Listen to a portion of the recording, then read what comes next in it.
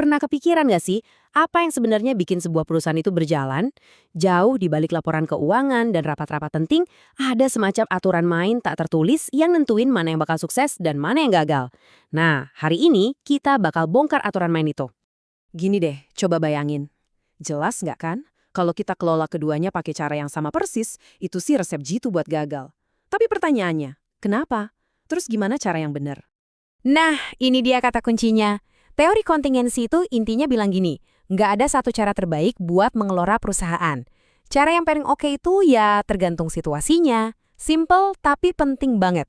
Jadi, manajemen yang efektif itu bukan soal nemuin satu resep rahasia yang cocok buat semua, tapi lebih ke soal gimana kita pinter-pinter nyocokin sistem kendali kita sama kondisi spesifik perusahaan. Entah itu kondisi internal, kayak strategi perusahaan, atau kondisi eksternal, kayak persaingan bisnis di luar sana. Biar gampang, kita bakal pakai analogi boneka Rusia. Kita akan buka tiap lapisan kendali, mulai dari yang paling besar di luar, sampai ke inti yang paling kecil, buat lihat gimana semuanya itu nyambung satu sama lain. Oke, kita langsung bedah aja ya. Kita mulai dari lapisan paling luar, yang paling gede. Strategi korporat perusahaan secara keseluruhan. Ini yang nentuin panggung buat semua hal lainnya. Gampangnya, ada 3 rasa utama. Ada perusahaan yang fokus banget di satu bidang, kayak pengrajin ahli gitu. Ada juga yang punya beberapa bisnis yang masih nyambung. Atau yang paling ekstrim, ada yang jadi kayak portofolio investasi raksasa, isinya bisnis-bisnis yang beda banget satu sama lain.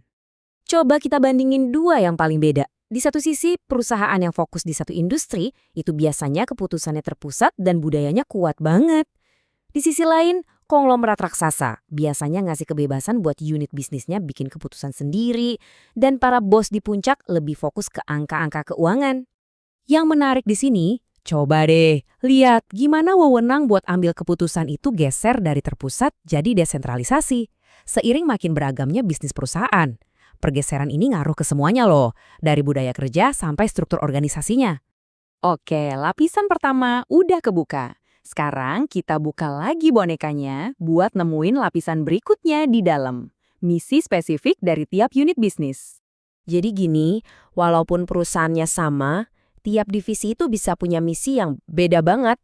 Ada yang tugasnya itu buat membangun pasar baru, ada juga yang tugasnya cuma memanen keuntungan dari pasar yang udah ada.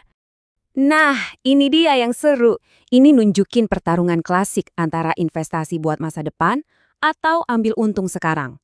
Satu divisi mungkin lagi bakar duit buat ngerebut pasar, sementara divisi lain tugasnya jadi sapi perah buat perusahaan.